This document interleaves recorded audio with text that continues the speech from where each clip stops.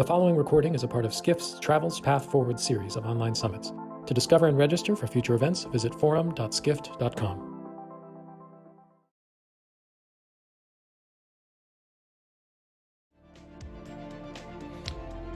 Good morning from Skift. Thank you everybody for joining us today for Travels Path Forward Travel PR. Skift's series of virtual discussions is part of this Travels Path Forward series. We're hosting these as a rapid response of tactical ideas, analysis, and resilience to the industry as it responds to the coronavirus challenge. We'd like to thank all of our incredible speakers for sharing their time today and perspectives. Before we begin our session, we want to let you know that there are just 3 weeks left until the submission deadline for the Skift Idea Awards, our annual awards programming recognizing the best in innovation design experiences across traveler journey. Applications from brands, agencies, and tech providers are open through May 15th. Head on over to skift.com/awards, see all of the categories and apply. Now back to today's topic. Note that we'll be recording today's event and interviews for archival on our website. Should you miss any of these discussions, we'll not be taking Q&A via Zoom today, but you can use the hashtag Skiff Summit on Twitter for discussion. To kick things off, please join me in welcoming Skiff's Editor-in-Chief, Tom Lowry. Good morning, everyone, and welcome to our online summit today. As Brian mentioned, I'm Tom Lowry. I'm the editor-in-chief of Skiff, and if you'll indulge me this morning, I want to do a little shameless PR myself. So we were very early on with our coverage of the crisis in early January, and we have literally been working around the clock since this crisis has evolved. So we, that has included our correspondence from Bangkok to New York, to California, to London. So I'm really proud of the work that the team has put in place. We've continued to publish our 2 daily newsletters, an early edition for Asia and Europe, and then our North American edition that arrives in your inbox at 7:30 in the morning. We do a Skiff Daily Briefing, which is our daily podcast, which reviews our coverage of the day. In addition, we launched early on in a live blog that gives our readers up-to-date information around the clock in terms of travel news. And then we have these online summits, which you're a part of today. So we'll continue to do these going forward, giving you vital information as the crisis unfolds, and we look toward reopening and a renaissance for travel going forward. So again, I could not be more proud of the work that the team has done here. And thank you again for supporting our independent journalism. And thank you especially for your contributions so far and for your contributions going forward. It's greatly appreciated by the entire team at Skiff. So thank you very much. So we'll get it rolling today with our first guest, and I'd like to welcome Josh Ernest. Josh is the Senior Vice President and Chief Communications Officer of United Airlines. And we are glad to have him here with us today. Josh, how are you? First question, how are you handling the work from home situation? I understand you've been at your home outside of Chicago. Yeah, so like everybody else, trying to get adjusted to a new lifestyle and a new way of working. And Tom, like you, my team and I have been very busy as well. Lots of demands on our time, but there's an interesting contradiction. Never before in my career have I been both so busy at work and spent more time around my family. We've got 2 young kids, so if there's some disturbances in the background, I'm confident everything is fine. It may just be a little loud. Before we get going, I have to ask you, what is that background? And make it clear to people you're not actually sitting in a United Jet this morning. I'm not actually sitting in a United Jet. The backdrop you see behind me is the United Polaris. It's nice to sit in these Zoom meetings and have the best seat in the house, or the best seat on the plane, it may be, as the case may be. But several weeks ago, our team devised a series of Zoom backgrounds that are unique to United that we've been sharing publicly, and they've actually been really popular. It's been some of the most popular social media content that we've put out in the midst of all this. And it's just a good example of, for all of the seriousness, and both in terms of the human impact that this crisis has had, in terms of the financial impact this crisis has had on our business, there's still a way to be relevant and have a little fun. And so recognizing that lots of people are doing these kind of Zoom meetings and dreaming about being able to travel and attend these meetings in person, we thought this was a good way to be a part of that conversation. So I'll be joining you from the best seat in the house for our conversation today. Great. And I also have to ask you about the beard. Now, this is a pandemic beard, or? This is definitely a pandemic beard. Okay. I feel like I'm sort of at the the NHL hockey player playoff beard phase of my beard growth. Looks good. I think you should keep it. It definitely has more gray in it than I expected it would. But my wife tells me it's distinguished, so I'm going to go with that. Let's kick it off this morning with, there's people that make their living and firms that make their living in what's called crisis communications.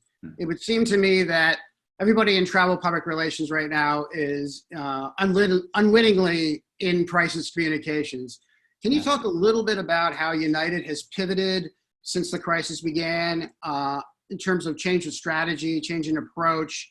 What are you talking to your team about every day? Give us some sense. Take us inside United for how this has changed how you do business.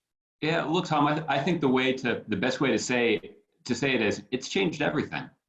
You were in Chicago last fall, 6 months ago. We were really excited about hosting a media day in Chicago to share with members, with travel industry journalists, all of the exciting things that were going on all across the company at United.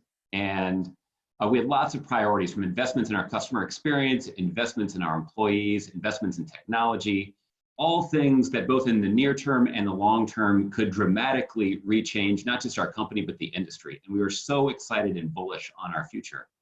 And like so many businesses, not just in the travel industry, but across the economy, the coronavirus has totally upended our plans. And it means that, everything that we're focused on right now is trying to mitigate the impact of the coronavirus on our business, to reassure our customers and our employees, both about our business over the long term, but also about their safety and their health when they fly on board our planes. Now, right now, there aren't that many people flying on planes. So for instance, it's easy to social distance on board a United plane right now. But we're already starting to plan for what it looks like as load factors start to creep back up. One reason load factors are going to creep back up is because we've dramatically reduced our schedule. We've reduced our schedule by 90%. So we won't have to see a significant increase in demand for load factors to creep back up. So that's why we were the first major US airline to require flight attendants to wear masks. We've overhauled our cleaning procedures. By mid-June, we'll be using electrostatic foggers on every turn. So we're really pleased with the ability that our frontline employees have shown to be able to turn quickly and be able to implement some other policies and procedures that will offer some important reassurance to our customers and to our employees. So our global tourism reporter, Rosie Spinks, has been writing a lot about travel marketing in this climate. And that conversation comes down to sort of this balance in tone. Now, I understand that communications isn't marketing, corp comms isn't marketing to a certain degree, but talk a little bit about that balance of how, when you put out a press release, what's appropriate, what isn't appropriate. Where are you in terms of maybe trying to reestablish some of the norms that you had before the crisis in terms of comms? Yeah, that's a great question, Tom. And there is there's a marketing division in our company and there's a corporate communications division in our company, but both of us are trying to talk to our customers. And so there's we work closely with our marketing team to make sure that the message that we're sending our customers is one that is both appropriate but also integrated with every other aspect of our business. And what we've been trying to do for our customers is to provide information in a timely way. We want information that is relevant, and we also want to be as transparent and honest with them as we possibly can. And look, this is the experience that I draw on from, Tom, as you know, I spent most of my career in politics, including working in the Obama White House. And so we had no shortage of crises that we were dealing with on a regular basis there. And many of those skills and experiences that I brought from the White House are very relevant in this environment. And there is a responsibility, whether you're talking to your constituents in politics or your customers in the corporate world, you need to be able to provide them timely, reliable information that's relevant to them. Let's just stop there for a second, Josh, just so people are aware. So you were the chief White House spokesman during the Obama administration or the second term of the Obama administration. You went through S1, you went through some of these public health crises, Ebola. So talk a little bit. I mean, you were sort of discussing some of that, but talk a little bit specifically about those health crises and what you learned and what you're applying now. Yeah, look, the two most relevant ones when I was the press secretary in the White House is that we did have in 2014 a genuine concern about an Ebola outbreak in West Africa that we were quite concerned could spread rapidly around the globe. And there were important steps that were taken by the administration to contain the spread of that virus. That virus was transmitted very differently than the coronavirus. Ebola is much more deadly, but it's harder to catch. So it required a different kind of public health response. But we did take very seriously the responsibility that we had as an administration to provide lots of reliable information to people to try to reassure people. And that can be really hard in an environment where you're talking about life and death issues. Right. And it's hard to remember now, but there was a several-week period in the fall where people all across this country were genuinely concerned about catching Ebola. That was not a particularly realistic, immediate concern for them at the time, but we did have a responsibility to try to provide information to them that would reassure them, both about their immediate safety, but also about the steps that the government was taking to try to protect them. Look, I think those same lessons are relevant in the corporate world too. We do have a responsibility now, even if we're not on the front lines of fighting the coronavirus, there certainly is a responsibility that we have as a large corporation in this country to play our part. And there are a variety of ways that we've done that by flying medical professionals, more than 1,000 of them now, to the communities where assistance is needed. We've flown more than 800 cargo flights since the start of this crisis. We've converted some of our wide body fleet into cargo planes. And we've moved, I think, like 27 million tons of cargo, some of that healthcare equipment, to communities where it's needed. So there is a role for us, and we have a responsibility not just to do that, but to talk about it. We also have a responsibility to try to provide some reassurance to our customers who are wondering about their travel plans. Right. So we have in place a waiver of change fees now. We were actually the first among the legacy carriers to put in place a policy that would allow people who booked their travel before the coronavirus crisis started, and they're planning to travel through the end of this year.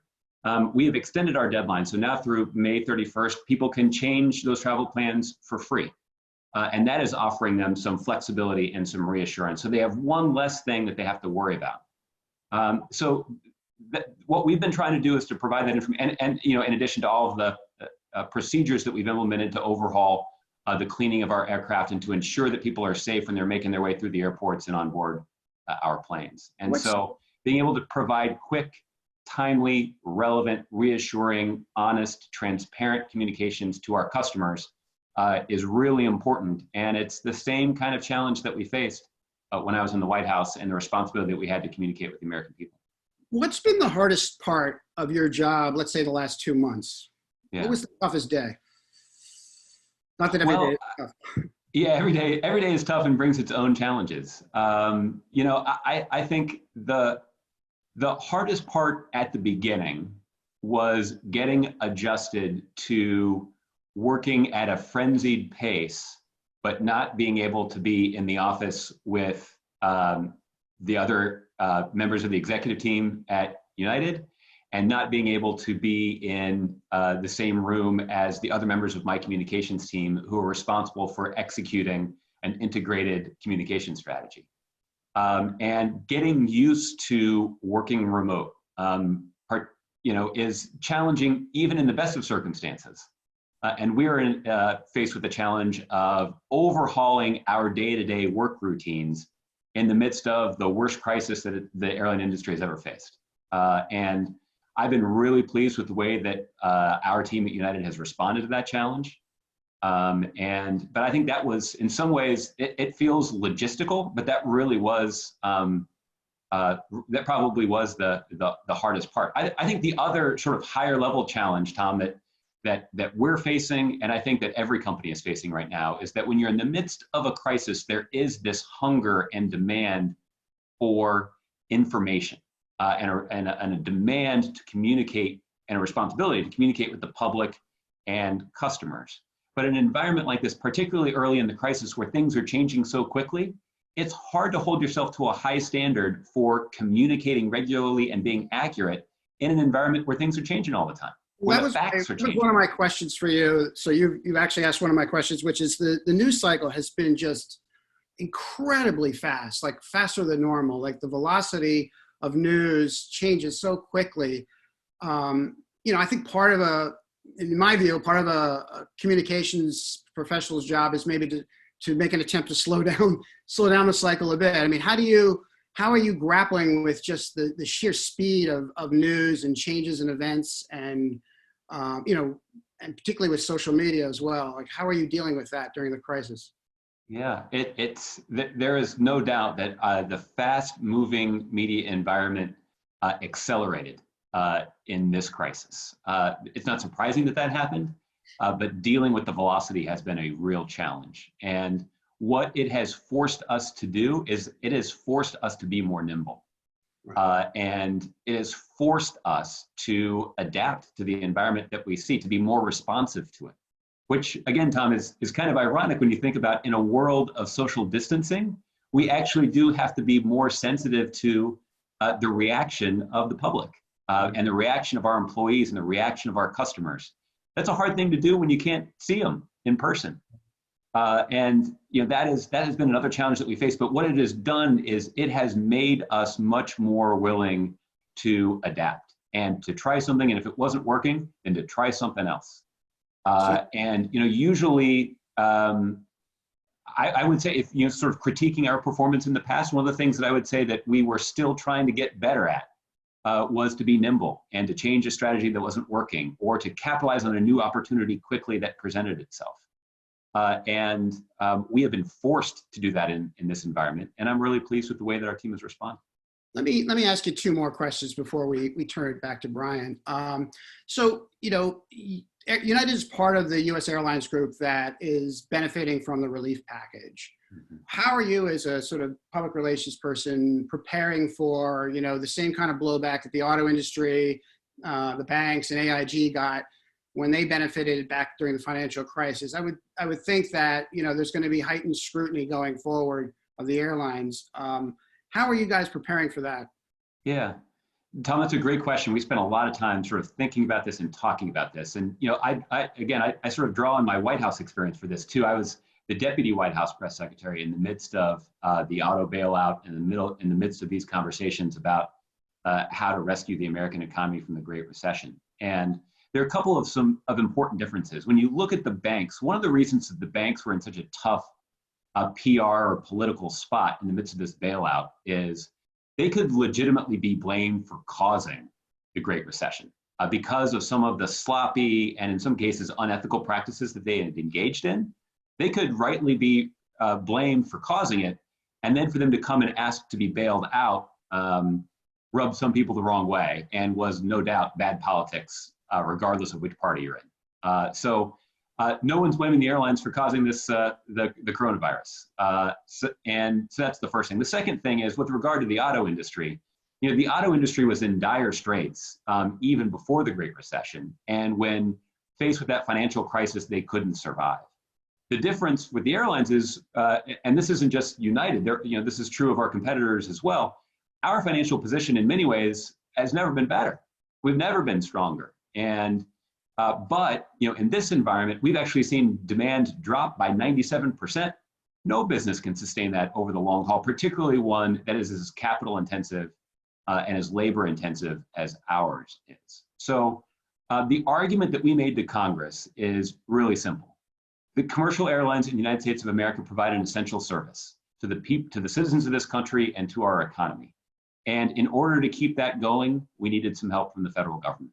The second argument that we made is that we employ tens of thousands of airline professionals just at United. When you consider the whole industry, it's hundreds of thousands. I think it's 750,000. These are good paying, good middle-class jobs by and large.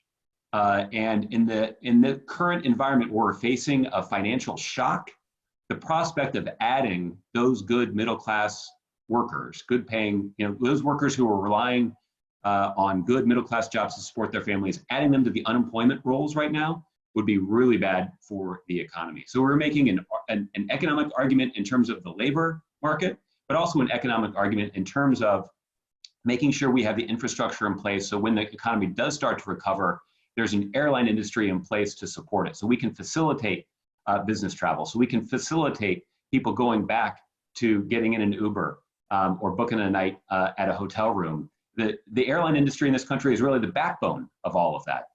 And we made the argument to the federal government that they were open to, that was a good thing to do. Now, what's also relevant, Tom, is that the money that we receive from taxpayers, and we're very grateful for, did come with some important strings attached, including making sure that we were not going to conduct any involuntary furloughs between now and September 30th. So we're keeping people on the payroll, even though many of them don't have full-time jobs to do anymore. They're still getting paid. The other commitment that we've made is to provide air service to all of the markets that we served before. So even though there aren't that many people getting on planes, we're still serving almost all of the markets that we were before. So we're continuing to provide this service. We're continuing to keep people employed. And it's our argument, and fortunately a bipartisan majority in Congress agreed, that that's something that it's in the interests of American taxpayers to support. Fair enough, Josh.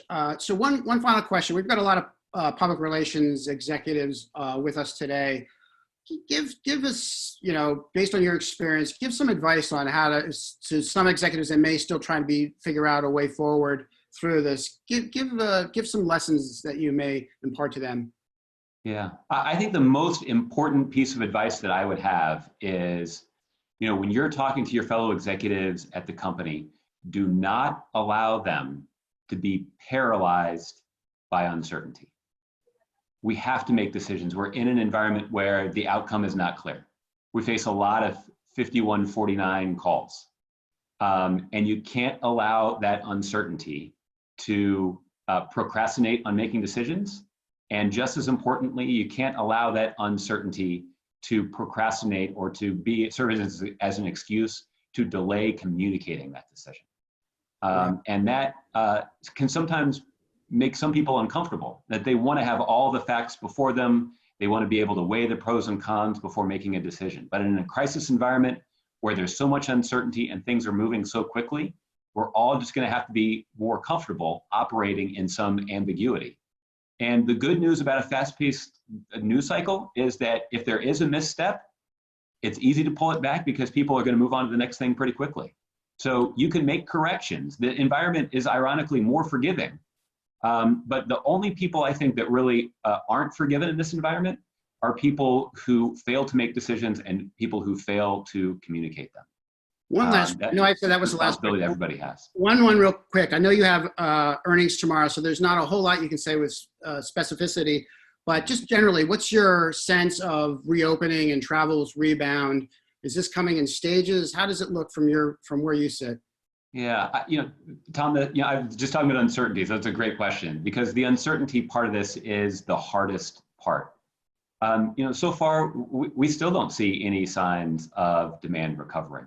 And we have reduced our schedule for the month of May by 90%, and we expect we'll do the same thing in June. And we're going to be continually evaluating our schedule on a rolling 60-day basis to try to make decisions to align our schedule with demand. But here's the one thing that we do know, Tom, is demand will recover. We're not in a situation where we're working at Kodak thinking about how can we try to drum up some interest in in getting people to buy some 35 millimeter film. We know that demand will recover, but we just don't know when. The challenge that we have laid out for our executive team at United is to make all of our decisions focused on how do we position our company so that we can bounce back quickly when demand begins to recover, but how can we also strengthen United over the long term so that when demand fully recovers, our company is around and so are the jobs that it supports. Great. We'll leave it there, Josh. Thank you so much for your time today. Great discussion. And we'll look forward to seeing what United reports tomorrow. Thank you. Thanks, Tom. And I will send out a tweet here in just a minute about how people who are interested in this background can incorporate it into their daily Zoom life. One last pitch. Exactly. Thanks, Tom. It's nice to see you, man. Thanks. Nice seeing you. Thank you, Josh and Tom. We're going to move directly into our next discussion on online travel public relations from crisis to recovery. This conversation will feature VP Global Communications and Corporate Brand for Expedia Group, Sarah Gavin, in conversation with Skiff Executive Editor, Dennis Shaw. Sarah. Hello, my friend. How are you? Great to see you here. It's great to see you too. I like your spoons. Is that what I'm looking at? Yeah, these are vintage airline spoons that my father took off of Global Airlines back in the day when they still had knives, forks, and spoons. So it's a cherished possession. Oh my gosh, that's really cool. Thank you. That's very cool. I like it. Thanks. So thanks for being here. I know you have a very hectic day there in Seattle. My pleasure. So in online travel or in general, during this crisis, do you feel like the role of the public relations professional is changing? Are you having to get involved, say, in things that you didn't have to before? Or is it just using the skills that you had and applying it to a different situation? I think it's a little bit of both, Dennis. I think certainly, and one of the big things that communications professionals, whether at Expedia Group or my friends who sort of work elsewhere, I think one of the big things that we brought to the table is we have this sort of external worldview because we studied that on a day-to-day basis, right? We know what happened in Skiff 2 years ago with XYZ company and how that then caused, ABC reaction. And so we were brought to the table to do comms, but I think really ended up contributing far more broadly about, if you were to go down the rabbit hole, here's how these things would connect, and the positive version of that, right? To say, hey, there's an opportunity here, there's an opportunity here to do things better. And it's a little bit like being some combination of maybe Angel on one shoulder and Jiminy Cricket on the other, if that makes sense too. I think it's part of our job to see what are the positive ways we could go out there, not just in how we communicate something, but what are the actual things that we need to do as a company that need to be true in order for us to go out with, whatever that positive thing is. And so I think really pushing for that as sort of the angel on the shoulder, I think, is one. And then the Jiminy Cricket is, these are tough moments, to echo what the last speaker said. There's a sort of paralysis that can come in these moments to say, oh gosh, if we do this for this customer, then this is what we have to change for this customer, or then we need this hotel in Italy to have the same policy as this hotel in Spain, and it can get very, very complex. And I think we can, again, because we sort of have this broader worldview, I think it's really, it's always been a role that we have tried to play to help people understand all of those various moving parts and to make good, honest decisions about our business policy and what we're going to do with our partners and what we're going to do with our technology, so that we can go out with an honest story that really sort of helps people truly understand the nuances of all of this sort of truly unprecedented. I'm so sick of the word unprecedented. I think if we ever use that again, or maybe we have like a party afterwards and burn the word unprecedented, because I think we've all used it so many times. But that's truly what it's been. The complexity has been so much that I think for us, we got to do what we do best, which is to say, here's what we need to do in order to communicate the best possible outcome. And I think have a seat at the table to actually make that happen. Great. So speaking of that complexity and the balancing act that you were talking about, a lot of companies are making financing announcements these days, and companies are making furlough and layoff announcements. Kayak, communicated internally last night that they were laying off about, 20 to 25% of the workforce. I mean, the pain is widespread. But you had a very what I consider a complex announcement on April 23rd. Yep. Actually, it was a couple of press releases. And during the midst of this crisis, you named a new CEO. You announced $3.2 billion in financing from 2 private equity firms. There were some employee furloughs in there. You discontinued your dividend. So talk about, like, I'm sure this wasn't put together the night before, although maybe the deal was, I don't know. But what was some of the, how did this, announcement come together, and, how did you make it happen? Well, these kinds of deals actually happen very quickly, right? Or they go slow, very, very quickly. And there's things moving very quickly at the end is actually a huge gift, because you can't overthink things, and you can't you can't negotiate like, oh, do you want a period here or a semicolon here? Like, you just got to get it done. And so there's actually things become very clear and very simple when you have to do things very, very quickly.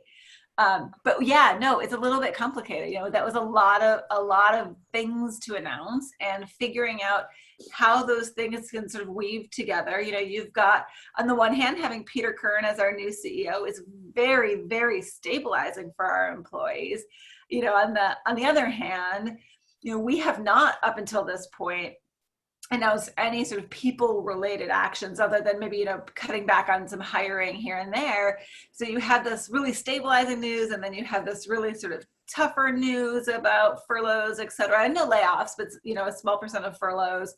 And then you've got all of this financing. And I will say there was a moment where we were trying to do it in one release, and at some point we sort of cried uncle, if you will, and said, like, there's just, you can't do justice to what do we want people to truly understand, which was sort of the statement that came from Barry Diller. It was far more about the sort of end to end, like, employees, we need you to understand this, all the way up to our investors. Like, we need you to understand sort of the full swath of what's happening.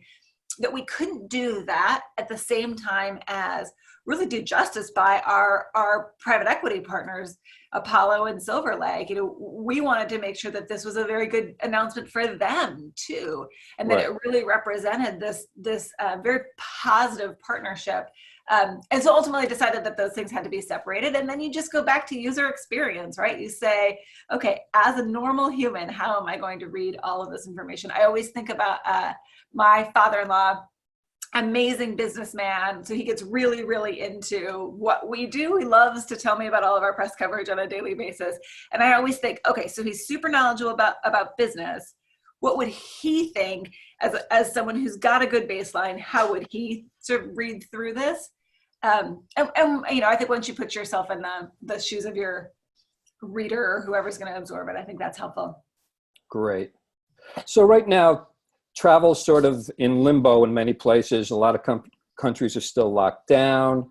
Some companies are opening up somewhat. Some U.S. states are opening up somewhat. So what is your strategy at the moment? Like, lay low or get ready to pounce? How do you view the current, your current strategy?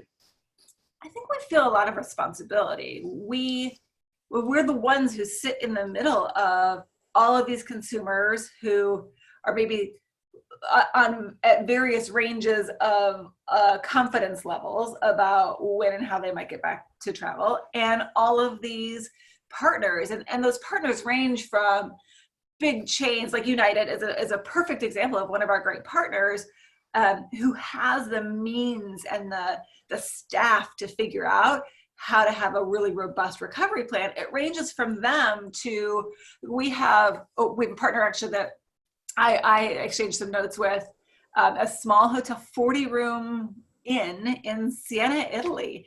And that's, you think about the sort of spot that they're in, and that was maybe 3 weeks ago when we connected with that person, or when I connected with that person, and you think about, like, they're scared for their lives, and then they are scared for if they get to go on, like, what does their livelihood look like? And the end of that, the light at the end of the tunnel feels really, really far away. And we have a responsibility to both sides of that platform to to really help drive confidence and frankly to help drive economic recovery. We feel really, really privileged, but also really responsible for the fact that we're sort of in that position where I think we can make a really big difference in the global economy recovering through travel and tourism.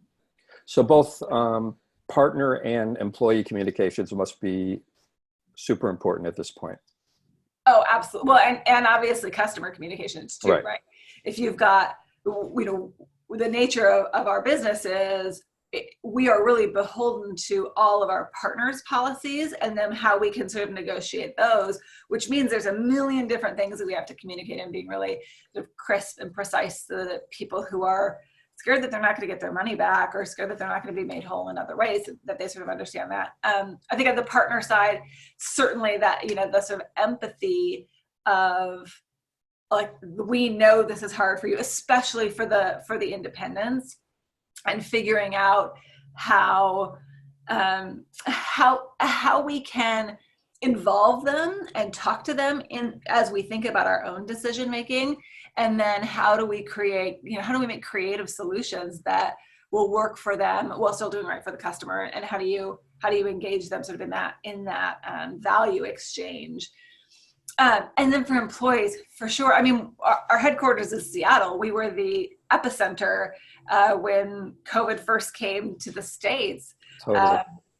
And we have an amazing public-private partnership with a group called Challenge Seattle. So we have, we're talking to our King County and the governor's office, and then we're talking to all of our other sort of peer companies, Microsoft and Amazon, et cetera, often on a daily basis, so that we can make decisions together and cohesively, so that any employee, when they see another company doing something, we've done the same thing, versus, oh, does my company know what they're doing? Does my company care about me? So I think that's been a huge piece of it, just one cohesive message across the entire, I think about Seattle in particular, across the entire city.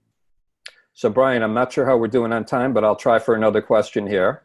So Sarah, without giving away the secret sauce, are you, knee deep in planning your communications for the recovery? How do you look at that? You mentioned in the beginning that you're getting involved in overall company strategy, not just communication strategy. So what's going on right now? I think a big piece of it is we see ourselves as agents of change. Again, sort of going back to that economic piece, at the Expedia group level, what is the leadership position that we can take that has meat on the bones, right? It has to be real. If there's anything anyone has learned over the course of COVID, I hope that it is you have to have truth behind whatever it is that you are standing up and saying. And so I think that's a big piece of it is making sure that whatever we're doing out there is really robust and true behind the scenes. I think a lot of what we're doing is thinking about human psyche. So the reality is, for me, I'm pretty adventurous. I keep telling my husband, oh no, it'll be at the end of summer, we can go to Italy. It'll be great. It'll be inexpensive. We can really use our tourism dollars for good, etc. My husband is on the opposite side of that, of like, hey, there's mountains an hour and a half away. Why don't we get like a Vrbo in the mountains, and it can just be sort of us in this space that we feel like is really clean. And then you have people who are saying, oh, well, I don't want to travel internationally, except I'll totally travel to the one place internationally that I tend to go to on a regular basis, because that's a totally irrational thing to say this place is any cleaner than a place next to it or any safer than a place next to it.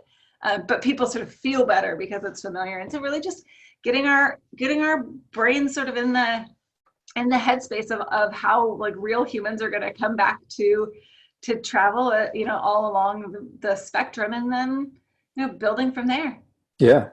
Well, hopefully we can all meet in Italy when this whole thing is done. So right, off-site. Thanks, Sarah.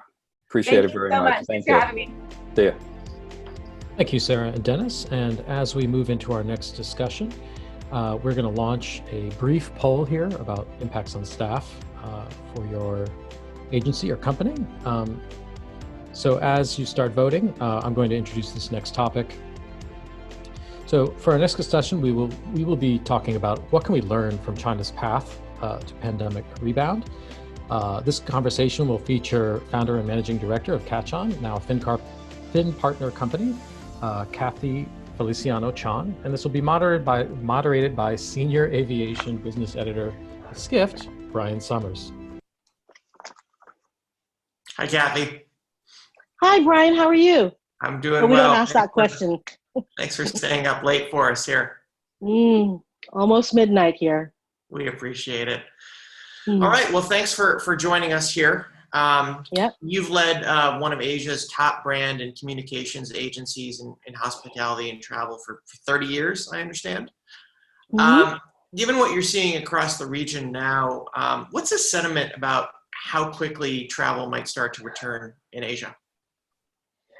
Well, if the Qingming long weekend in early April is anything to go by, there were over 43 million domestic travelers taking place over that 3-day holiday. So it's very encouraging.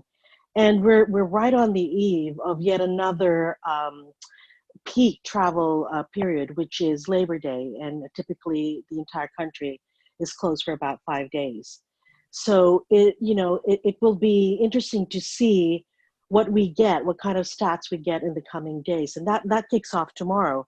But as of today, there were already some 280% increase in terms of number of bookings from the month before. So it's looking very encouraging. I think, the reality here is that in the next 2 to perhaps even 6 months, that, we're going to be seeing a pickup more on domestic and regional travel, a lot more trains, and what we're calling concentric destinations. So, something within a certain mile radius. For example, the majority of those who traveled a month ago was largely taking place within about a 200-kilometer radius. So I think that's what we're going to be seeing in the immediate future.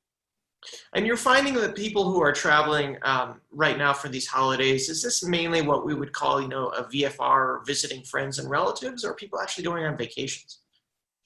Well, remember, they've been locked up for, a number of weeks already. So I think a lot of it is really traveling and visiting friends and family. Great. So you talk about locked up. I'm here in Los Angeles. I've been locked in this room, I think, for about 6 weeks. I would love to get out.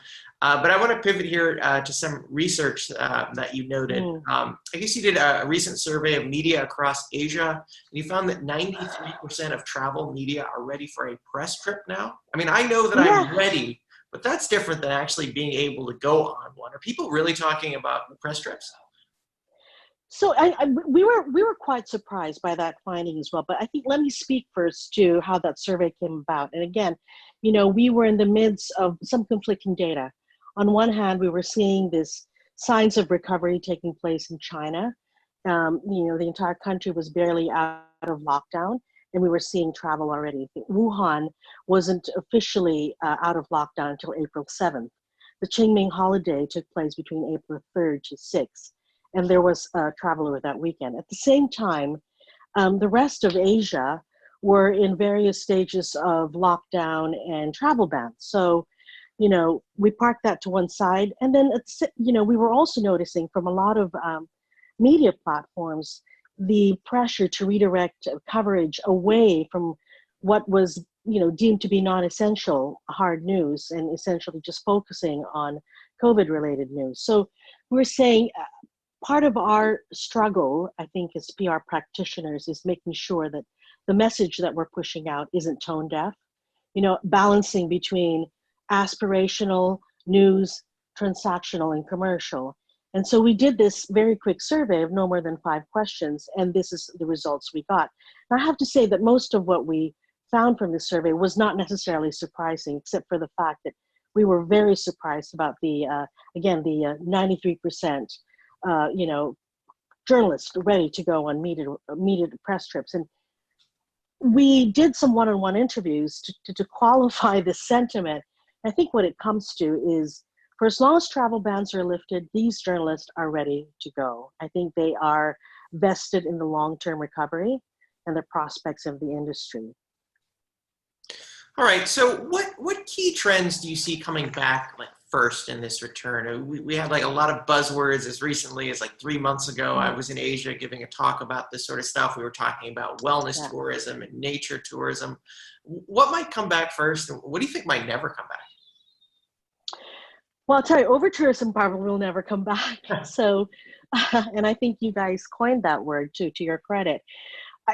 Listen, I think all the trends, or if not most, if not all of the trends cited a year ago, 2 years ago, are actually still very relevant. I think what COVID has done is accelerate them, to becoming mass marketed or more accepted, widely accepted. So whether it's a return to slow travel, train trips, road trips, you'll see a spike in UV rentals.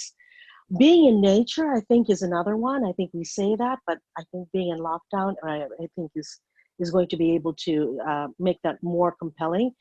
Walking pilgrimages, whether it's, pledging to do the Santiago de Compostela pilgrimage in Spain. I think wellness sabbatical, which is a trend that was actually written about by the recent Global Wellness Trend Report. I think that we're going to be seeing more of that, people taking longer time to take care of themselves. I think wellness being in the center of everything as opposed to just a kind of a side indulgence that you do when you travel. What I think is another trend is the way perhaps hotels will change and adapt to this new normal. For example, in China, where we will be seeing hotels opening up to businesses for day use, from 8 o'clock to 6 o'clock, businesses who up until that time were renting or working out of co-working spaces and no longer feel comfortable. And so they probably will be inclined to rent a hotel room and to be able to do business from there. It's private and feel safer. So it's looking at a different, I think a different role that hotels could potentially evolve into, whether it's hosting summer camps or study trips. So I think this is a direction that we're moving in terms of the immediate future. So those are interesting trends that you mentioned there. A lot of them were about being in nature. You didn't mention anything about ultra luxury. We were talking about that for a while. Are you worried that may not come back as quickly? Well, I think the very nature of luxury and the description of luxury has already evolved. And I think more so post-COVID, I think, the sense of a more considered, conscious expression of luxury is where we're going. I think for some people, they will be traveling less, but they'll probably be staying longer, and looking for much more purpose-driven or meaning in terms of the trips they take. I mean, and a lot of that, I think, is also going to be driven by the economics of travel. I think one of the things that still is left to be said about really where things will be in terms of the cost of travel after we recover from this. But I think in general, I don't think people will necessarily be traveling less. In 2 to 3 years' time, I do see that we will be rebounding. What kind of campaigns are you working for clients right now? Is it less about, you should take a trip next month and more about in the future when you're ready to travel, here's some inspirational content? Like, how does it break down? So if I were to look at China, for example, which is, obviously an entirely unique and complex marketplace. I mean, right now what's extremely popular in China is a mix of live streaming and e-commerce. And what's happening is we're seeing a lot of travel brands partnering with lifestyle companies to co-host or create content simply with the view of selling. So it's really a mix of both aspirational and transactional. What's interesting are we're also seeing this trend of a new breed of social media influencers emerging, at least from the Chinese marketplace. For example, brand owners or business people who tend to be largely reticent to put themselves forward, and like say in the United States, are the ones who are actually fronting and selling themselves. So, for example, if you look at one of C-Trip's co-founder, Zhang Zhangliang, he actually recently visited a resort in Sanya and produced 4 live streaming sessions. And from those sessions sold 60 million renminbi worth of travel products. So you would normally find that, any other time. So I think for us, what that's pointing to is a need for people to connect to something more human and authentic, as opposed to the idealized kind of aspirational social media influencers that a lot of travel brands are using today. You think ultimately, you think travel brands are going to be thrilled that they may not have to deal with as many Instagram influencers as before? I think we're already seeing that even before COVID hit. I think there's kind of a sobering or reflective moment in terms of how much of that is actually worth the investment. You talked a lot about what the industry is doing as far as new communications ideas. Have you worked on any creative new ideas or tactics for your own clients? That's an interesting question. I think first of all, we recognize that this situation we're in today calls for more than just creative tactics. No doubt, this is beyond disruption. I think we're really in a destructive time that calls for much deeper, I think, thinking and reflection. And I think at Fin Partners, that's why we put together a think tank that reaches across, our other practices in technology, healthcare, and sustainability to be able to help both destinations and travel brands tackle both recovery and resilience. So this is just beyond just thinking about PR stunts.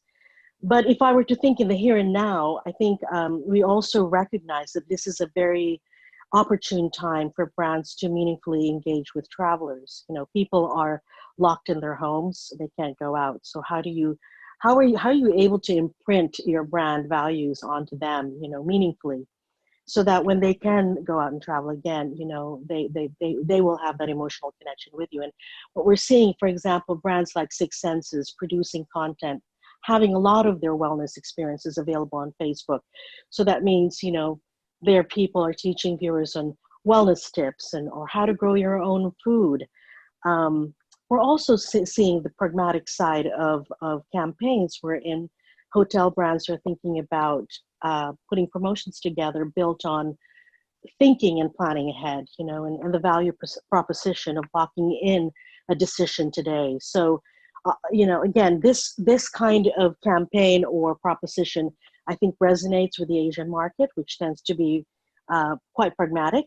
But I think the type of campaigns or ideas, I would say, that seems to be really resonating are those that are truly bringing competitors to the table and in the spirit of collaboration. For example, recently, a coalition of Hong Kong's heritage hotels, heritage brands, have come together to pull the resources together to rally for Hong Kong. I think these are brands that normally would be competing for room nights, and instead they've come together to try and pitch for Hong Kong. I think that's very meaningful. We've got a leading restaurant group here, Black Sheep Restaurants, which recently offered their crisis communications playbook for free and made it available online to all their competitors. And that story alone was picked up by New York Times, Bon Appetit, Eater. The founder has been interviewed on CNBC. And that was not devised or thought of as a PR ploy in any means. It was a gesture that truly came from the heart, because we realized that we all have to come together to get out of this darkness that we're in today. And I think this is what resonates. I think that we are beyond spin and gimmick right now. And I think both of your earlier speakers said that, this is the time to really speak to truth, transparency, and also coming out with timely messages. So when you talk about spin and gimmicks, do you include in that these hotel that come out and say, we're cleaning our rooms more often than our competitor? When you get to like that safety, cleanliness issue, do you think that when we come out of this, every brand will pretty much do the same thing and it won't be an opportunity to get ahead? Or can you message that you're better? I don't think that that's a ploy to necessarily give you a competitive edge. I think that we're we're at this point where things like hygiene and safety are going to be just par for the course. I think that's also speaking to the needs of the marketplace to be assured that it is safe to stay in hotels, or it is safe to travel, it is safe to get on a plane. So I don't think that this is meant to be necessarily creative or a ploy. I think this is where we're moving towards. I mean, we need that assurance right now. Let's go back to China itself for a moment and the rebound Yes. there. What sectors or companies are bouncing back first from what you're seeing? And then how much is domestic air travel coming back in a way that is affecting or helping your clients? So many of our staff actually have been taking plane trips in the last couple of weeks, and they do note that, you know, the planes are starting to fill up slowly. So it'll be interesting to see where it's at this weekend for the whole Labor Day 5-day holiday. What we're seeing rebound first are hotels. In fact, as far back as about 2 weeks ago, some of the hotels we work with in China were already posting about 70% occupancy. So that's encouraging. I think car rentals is another one that is showing signs of recovery. Trains are extremely popular mode of transportation, probably more so than airlines right now. I think there's a general sense, at least in China, that the airline industry still hasn't really spoken to the need to reassure them about safety and hygiene standards. So that's a sense that we're getting from some of the consumers that we interview. And you're optimistic for things getting even better in the near future? Absolutely. Listen, you know, I lived through SARS, through 9/11, and I will assure you that we will rebound. You know, with every trend, there is a counter trend, and usually comes back with, you know, either equal or more intensity.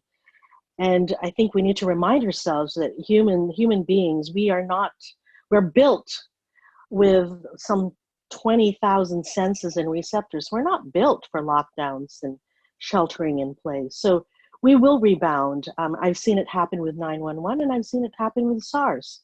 We will rebound. I think the question is how we will travel in the future. And it's really calling for everyone in our industry to make travelers feel safe and confident about traveling again. I think we'll leave it there. Thank you for that uplifting finish. I appreciate it. Hope things get better very soon. Thank you for the time. Thank you. Thank you so much to Kathy and Brian. We've just launched another audience poll before this next discussion. Speaking to consumer trends, which ones you feel will be most compelling as travel begins to return. So we'll allow you to vote as we introduce this next discussion. Next up, we have hospitality messaging from Clean Stays to staying top of mind. This will be featuring VP of Corporate Communications at Hilton, Nigel Glenning, in conversation with Skiff's hospitality reporter, Cameron Spearance.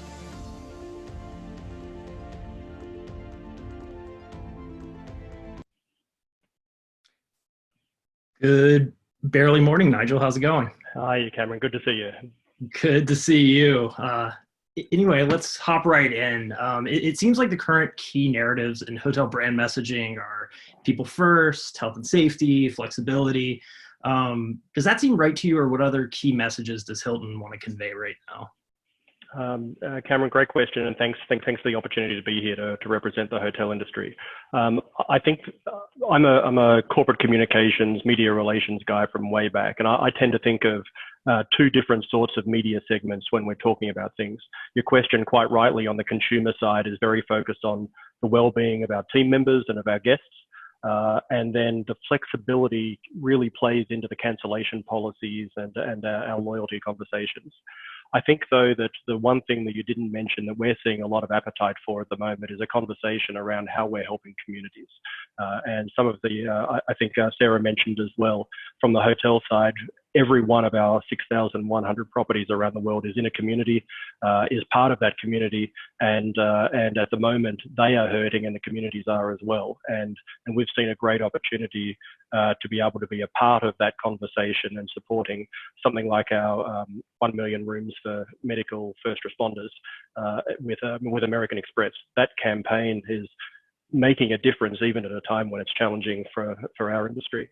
I'll say though, from the business press side, much of the conversation is less about flexibility and more about how are we protecting our team members, how are we protecting our core business, and how are we sort of seeking opportunity when that time comes as well. And that's a good point. I'm curious, I mean, is there a right time to pivot to that opportunity message, given everything that's happening right now? Yeah, there is. I think though, good PR people are by their very nature scenario planners. So we're thinking of the best case scenario, but we're also thinking of the worst case. And right now, I think Josh said it well about the right message and the right audience. And Kathy said, let's not be tone deaf. The number one thing that we know from our consumer research at the moment is that the thing that will drive travel in the near future is the decisions on public health authorities and whether or not authorities are encouraging people to travel or allowing people to travel. Once that's out of the way, I think there's the opportunity for that sort of that conversation to come in. And that's a good point. Looking at this poll that we just ran, health and wellness, drive market isolation activities are definitely leading the response list so far. Also, I mean, given that this is a global pandemic, I'm curious, in your messaging, what's the difference between what you want to convey to a global audience versus a US-based domestic one? Yeah, the global conversation for us is always one that comes back to our values. We use the phrase lead with hospitality a lot in all of the proactive PR we're doing and all of the crisis and issue management. It's always about leading with hospitality. So I think globally, if we're consistent and core with that, we'll be in a great place. We're in 119 countries and territories around the world. The pandemic is a global topic, but it's such a local and isolated topic in terms of how hot it is at a particular time. So, if I think about it now, on April 14, we had a financial disclosure. We put out there that at its lowest, we had 9% occupancy in China. We've seen an increase, and as at April 14, we're at 22% occupancy in China. But today we see 61,000 deaths in the US. So this type of message that we might be using in China right now to engage potential guests and current guests and our loyalty members there is likely very different from the US. And that global topic, but the importance of taking that locally is very important. Absolutely. While we are on the topic of kind of difference in messaging, let's expand that out to travel industry by sector. And I'm curious, like, what do you think is unique about hotel messaging right now compared to, say, other travel industries? Sorry, hospitality, hotels versus other parts of the travel sector, you mean? Yeah, other sectors, my apologies. Yeah, I think, well, the hotel and hospitality sector is absolutely, our CEO says, a business of people serving people. So everybody understands that they're sheltering in place. There's an immediate impact in terms of, or an understanding of the impact for our industry. And I think, I chat to a lot of friends around the world, the benefit of Zoom and Skype and similar. And people are saying to me, oh, things are terrible at the moment. And they stop and think and they say, oh, you're in the hotel industry. How are things for you? And it truly is devastating in terms of suspensions of hotels and impacts on for furloughed team members as well. So that said, I think one of the things that's really unique about our industry is that we're inherently liked. People have fond memories of wedding receptions, of great experiences, of great places they've been and gone to. So with that, there's an opportunity to tell a good story. And I really like Josh's point actually about fun. A couple of the things that we've done, we've got some Zoom backgrounds as well. If you go to the newsroom.hilton.com, you can find those there. But we also did something that we never thought we'd do and released the bake-at-home recipe for DoubleTree cookies. It's a way that we can have people remember the travel experience and the warm welcome of DoubleTree, but do it from a home environment. And we've actually seen that one take off. It's been heartening to see people really grab onto that. Yeah, my inner Ina Garten's very excited to test out that recipe again. So also there is a lot of noise out there right now with respect to the stimulus and financial hurdles that operators and employees are facing alike. Are there any other hoops you find yourself facing right now when a reporter like me is calling on a Monday morning asking for a little bit of clarity on what's happening? Well, Cam, if you're calling me, I know you'll be across the details of what the hospitality industry is like. So from that perspective, you know the difference between a managed contract or a franchise contract. That's probably the biggest thing from our point of view. Right now, we've never had more interest in our industry and what's happening to it from news media, business press, political press. Our CEO was at the White House yesterday, and I had the chance to speak with a lot of White House correspondents after that because of the comments that were made and and what he was talking about at the time. But what has been interesting for me is that a lot of people don't actually understand the role of a hotel owner versus the brand, and the ability to be able to differentiate between what I can speak to as a spokesperson versus a franchise property and have a different management company addressing that is important. Again, on the political front, the CARES Act is something that I've been speaking to journalists who just couldn't understand that Hilton wasn't advocating in Washington, D.C., but was not advocating for direct financial support from US Treasury. Now, that is something that, well, why are you there and why are you arguing? We say, well, we're wanting to see our team members and our owners come through the other side of this pandemic. We're arguing on their behalf. Yes, there's an indirect benefit, but we, Hilton, are not arguing for direct financial support ourselves. Definitely. On the note of the recovery, I'm curious to get your take on this, because for marketing properties, there are selling points that we're so used to seeing and seeking when booking a stay at a Hilton property, and properties in general too. But some of those may need to be reimagined in light of the crisis. So how are you anticipating retooling the messaging and marketing for things like a spa, buffet, happy hour at a swanky hotel bar? Really good question, and I think Kathy alluded to some of those conversations as well. It's less stunt and more focused on what customers are actually saying to us. So that's actually how we're approaching it at the moment. If you're a Hilton Honors Loyalty member and you've stayed at our property, we have contact with you before, during, and after your stay. We seek advice and questions from you, so we have the ability to understand what our guests are saying to us and how we can react.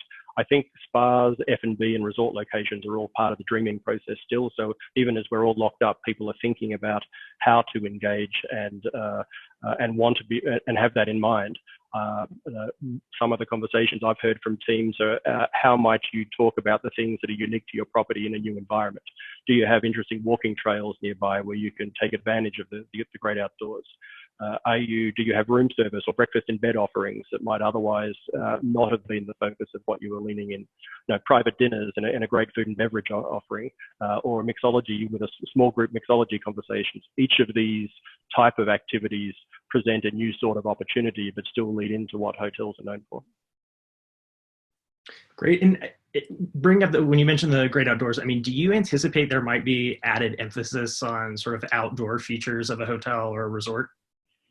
We often think about how people come, the reason for their stay.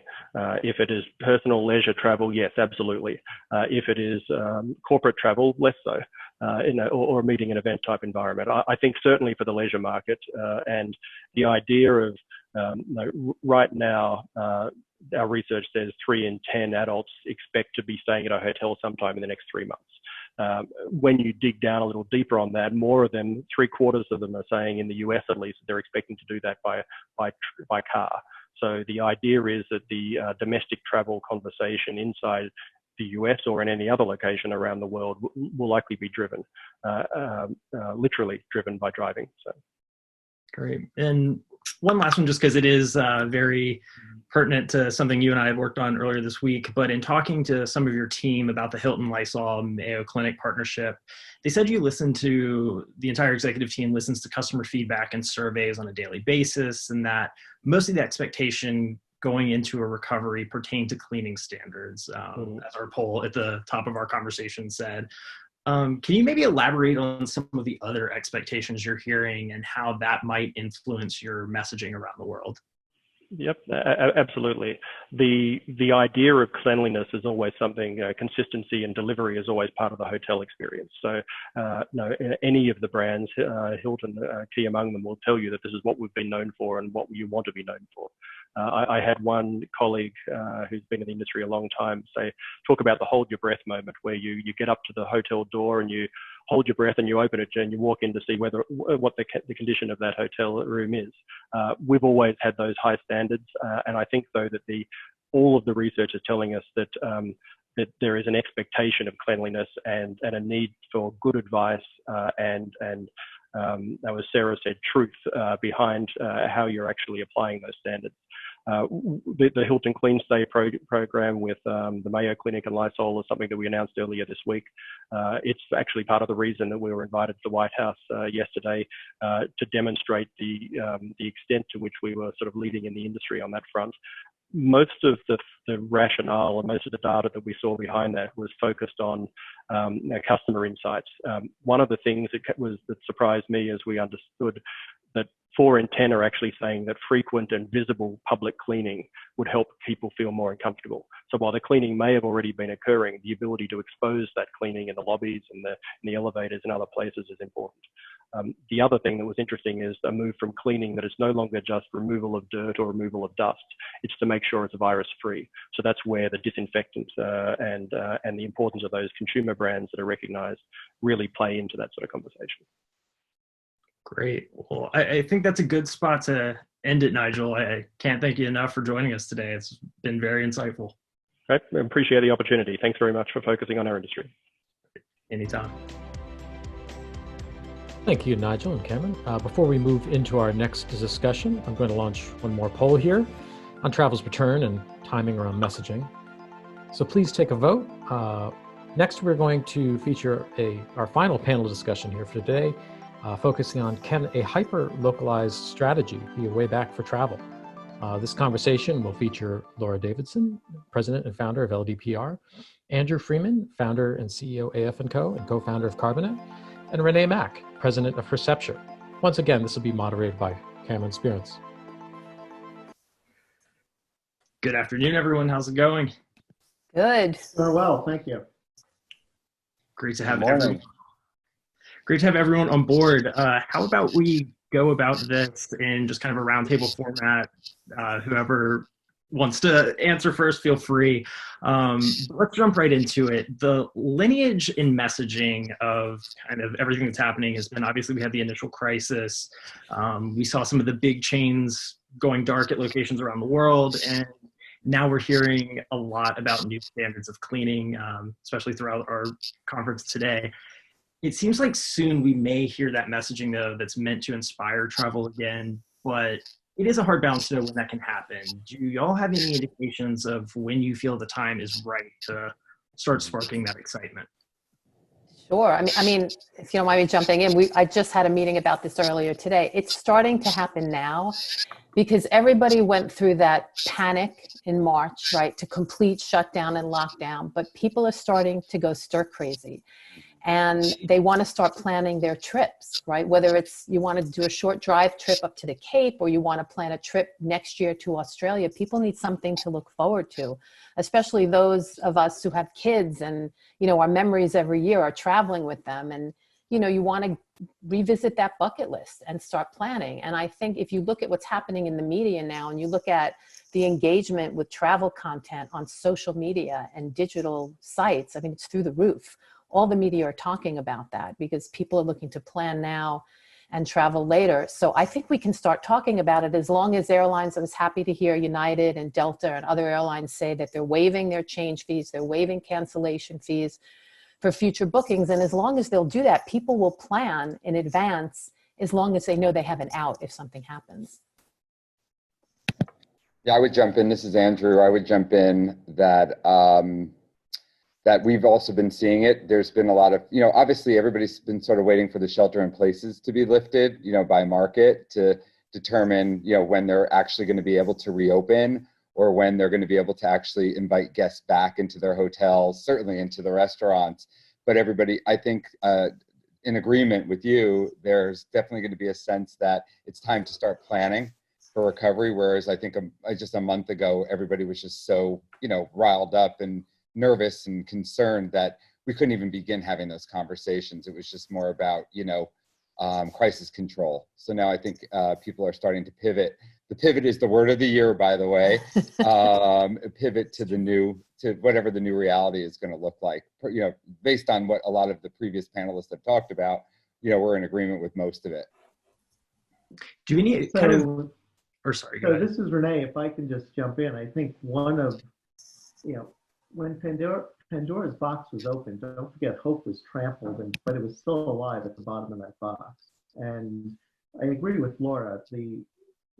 The crisis that began in March, and I would say that April was the longest day of my life, but the traveling public is looking to escape, and they're looking to get out. And what we do have coming at us is summer.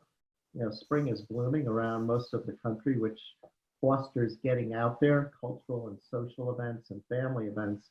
And you also have Memorial Day coming up in 3 weeks or so. So I think mentally people are also ready to leave and escape and go somewhere.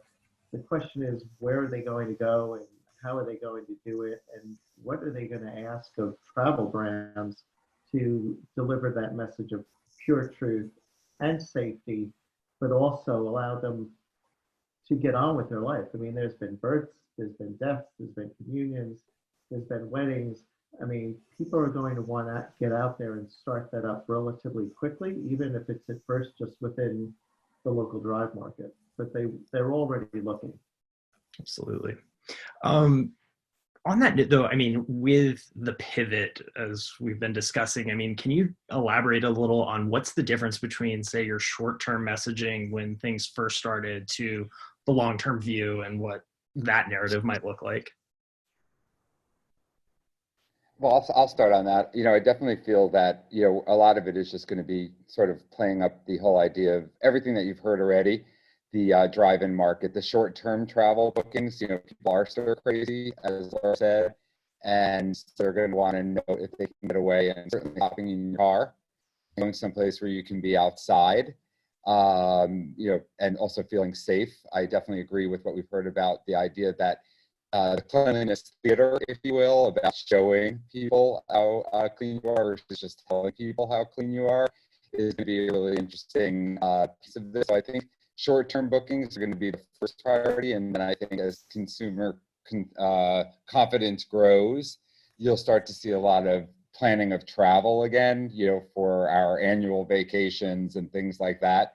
But I definitely feel it's going to start with a lot of short-term, most likely weekend getaways and places where people can drive, or take the train, as I heard earlier.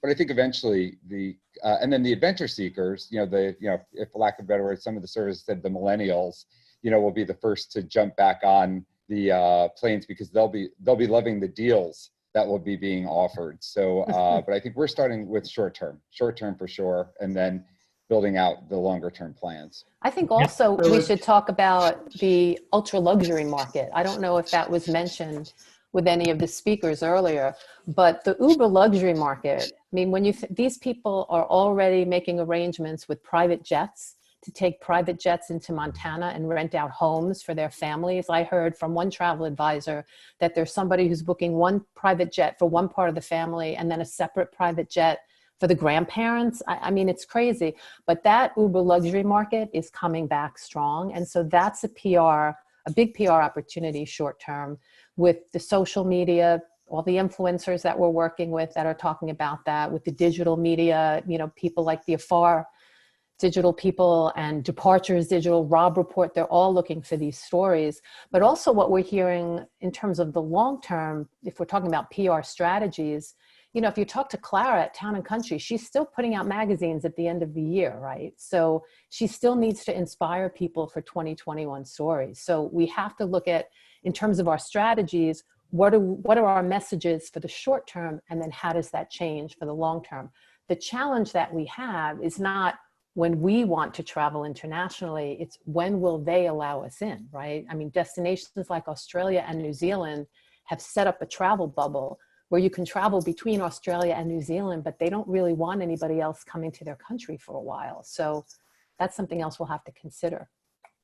One of the things we're advising clients is, I mean, all of us in PR have always been storytellers, and we've always been producing content. And I think it was mentioned earlier that you also hear the word integration. Well, it's no longer integration. It's a pure symbiotic relationship between PR and social and search. I mean, Google can take up to 3 months to reindex your site. So you needed to get out there with messages and listen to what people are asking for now. So think about this. As marketers and PR people, we've always pushed out the stories we thought would resonate or people and editors would respond to. But right now, people are starting to look for things like hotels without elevators. Whoever thought about that? If you have, like we represent Xanterra, which has a lot of the accommodations in many of the national parks, who would have ever thought cabins and cottages that open directly to the outdoors were advantageous, or patios, or the Grand Canyon Railroad, where the old railroad cars, which people tended to book for price, where the windows actually open, those cars that were built to let in fresh air are now what people are looking for.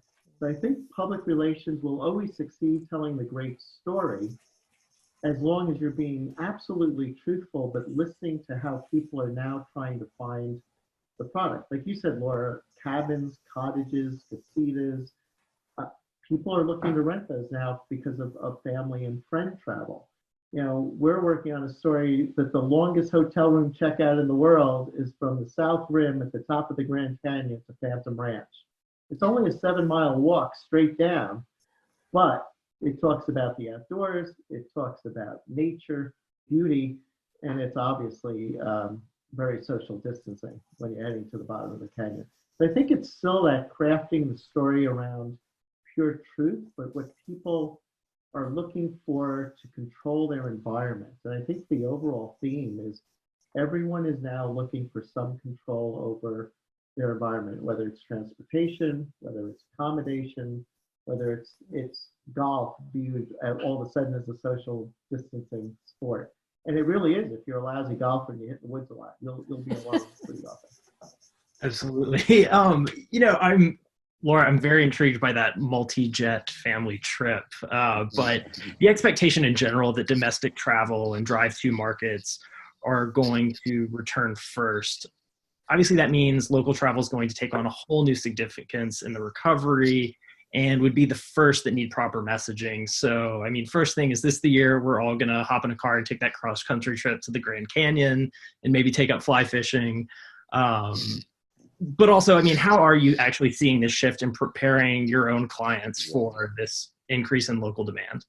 Yeah, I would say that, well, first of all, every market has had a different experience with the virus, right? So I think going with an umbrella strategy right now, while I know, some of the bigger brands are doing that, I think they really are going to have to dig into each of the markets to see how the virus impacted that market. And the confidence in that market to travel. Certainly there's places, that haven't experienced what San Francisco, New York, Seattle, some of the bigger cities have experienced. So I think that's why the hyper-local nature of this strategy is going to be key, because one size won't fit all moving into the whatever this is going to look like. Along those lines, I think it's very important to get the locals on board, certainly with the hotels and restaurants, because I think people that are visiting are going to look for endorsements and recommendations from the people that they know in each of the markets. So for instance, if I'm going to travel to New York, I'd call Laura and say, here's my hotel choices. Which one do you think, will be safe and will be the best environment for me? What are you hearing in the market? So I think the turn to even focusing more on marketing to the local market is going to be key, because normally with hotels, you're marketing to the people outside the market because you want them to come in. But we have clients in Napa, we have clients in Sonoma, and we've been very much talking about how are we going to make sure the locals know what we're doing and how comfortable we are so that they can tell their friends. So I know in my, in everything we're looking at involving locals more and telling the story of, the hikes and the trails and the bikes and everything that you can do, because people are going to be relying on reliable sources, which are usually their friends and family. I think you're absolutely right, Andrew. And the key is hyper-local, and we should look at that in terms of micro-influencers as well. I mean, we have several hotel clients in New England, and there are some really great micro-influencers based right an hour away from each hotel, and they'll be the first people that we tap into to tell the stories. But I also think we have to look at what each state is doing, for example, in New England, because here we thought all these states were going to be having the same restrictions lifted at the same time. And then I don't know if everybody saw that the state of Maine announced something yesterday that they're going to open up just to Mainers in May, June, and July, and everybody from outside of Maine can't come up till August. Not that those of us in New York are taking that personally, right? That they want to keep us from coming up. But so all of a sudden, I mean, I don't have a client in Maine, but you're promoting that differently than if my clients in Cape Cod or up in the Rhode Island beaches, if they open sooner, that's a different kind of message. So we really have to look at what each state is doing, how the restrictions are being lifted, and then how do we get out and tell that story on a local basis. Yeah, I would add to that. So I'm a native New Yorker. I now live in northern New Jersey, and I would say the drive market here, traditionally, you put a New Yorker in a car for more than 3 hours and they pretty much crack. But now you hear people, and Laura, you live in New York and around New York, the people that I live with in my town are saying, I'm driving straight through to South Carolina. I'm driving straight through to Florida. The drive market is now 12 to 14 hours.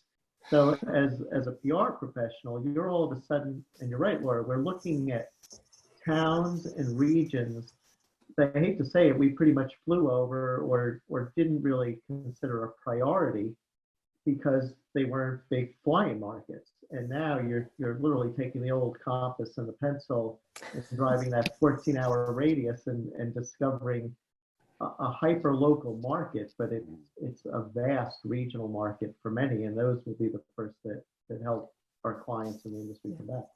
Well, first of all, Renee, I'm from northern New Jersey, so go Jersey. Let's bring Jersey back. But I would, I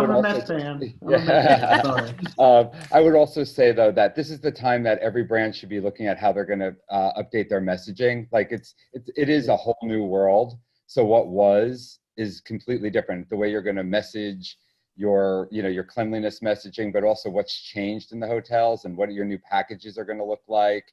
This is the time. They should be planning this all right now, because they're going to want to hit go as soon as they can to start to build the demand back up. And I think, again, smart marketing folks like us, all of us, should be working with our clients to do that right now. How is your website going to change? How is everything going to change to convey the messaging that you want to get through? And certainly focusing on outdoor activities that, like we've heard all morning, ways to escape and wellness and everything. This is what everybody's going to be craving when they come out of this. Well, on that note, I mean, there is a model for reopening right now in China, and I mean, they have their first major holiday this upcoming weekend, so I think it'll be a test to see how successful the model is.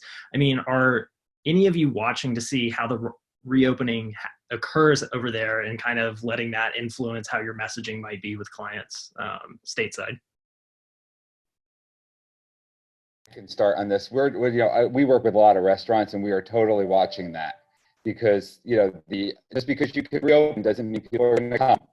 So we're watching it to be a real slow build. So we're certainly watching that. I think Laura and Renee can probably talk better on the hotel side. I will tell you that we're as an organization, an agency, we're working on thought capital pieces about just about all these topics that we're happy to share. But I do believe that everybody's going to be looking at every other market that's reopened to see how it's going. And see what we can learn from those markets. Certainly on the restaurant side, we're actively studying that right now. Yeah, and I think on also, our side, sorry, Laura, we're primarily looking at how things are opening in the States. As Laura said, each state is different. This is going to become a regulatory issue, whether it's CDC, federal, state, even cities and counties. So we're taking a close look at how the so-called opening of the states and return of tourism is being received. And equally as important, as I said at the top of this, have people been programmed to ask questions they never asked before?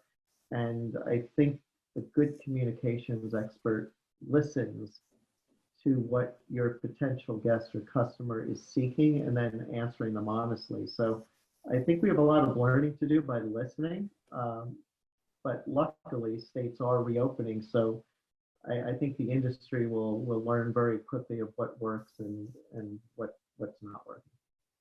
And I just want to add to that, there are three words that have come up in a lot of the webinars I've been attending, and I think this goes for the US and globally, and that's trust, safety, and flexibility. And whether you're an airline, a hotel, an inn, a ranch resort, you know, whatever you're doing, that's what consumers want to know. They want to trust that it's okay to go now. Safety, how are you cleaning the rooms? How, if you're still offering spa treatments, what does that mean if somebody's going to touch me? Is it, you know, how are you changing that whole environment? And flexibility. I think flexibility anywhere, as long as I know I can book that vacation, and if something happens again, I can't go, I'm not going to lose my money. And that's going to be the key to jumpstarting, whether it's drive market, weekend getaway, destination, or international. Absolutely. And it's interesting, we haven't talked about 2021, but I would make the case that people are planning 2021 now, because remember I started with Pandora's box and hope. Well, if there's hope, there's a vaccine, and if there's hope, there's meds that may knock this out. To Laura's point and everyone's point, it's a great time to invest in 2021, because I would tend to think there'll be some pretty good deals out there. Mm-hmm. And if I can get a refund close in, you know, it's a good time to plan and have aspirational travel and maybe take that trip of a lifetime, because we're all learning that time is very precious and family and friends are very precious, but also seize the moment is very precious. So we're already marketing 2021 for long haul destinations, and you know, people are booking for next year. I'll go back to the Grand Canyon Railway. People are booking the Polar Express. That's in November and December. They know the weekend they want. So I think there'll be great resiliency as long as the industry is honest. And like you said, Laura is completely transparent about how it's treating the guests and responding to what they need. Yeah, and that was going to be the point I was going to add. Oh, sorry, Cameron. I just wanted. Okay. Yeah, one final question before I let you all go. On that note, I'm curious, there is kind of this question of, does over tourism come back or not? But with so many deals now available out there, could we see some of these smaller brands get overwhelmed with demand because they've kind of put themselves out there so much through this crisis, and there's kind of a pent up demand to return to travel? Yeah.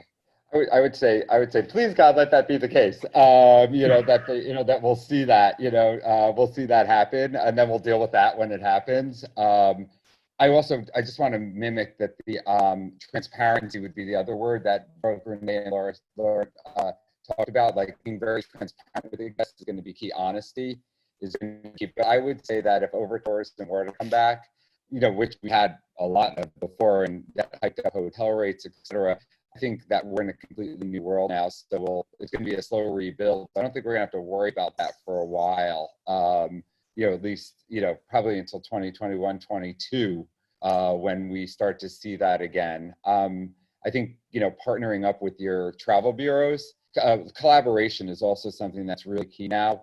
We've seen a lot of the Chamber of Commerce and the Travel Bureau and the Restaurant Bureau.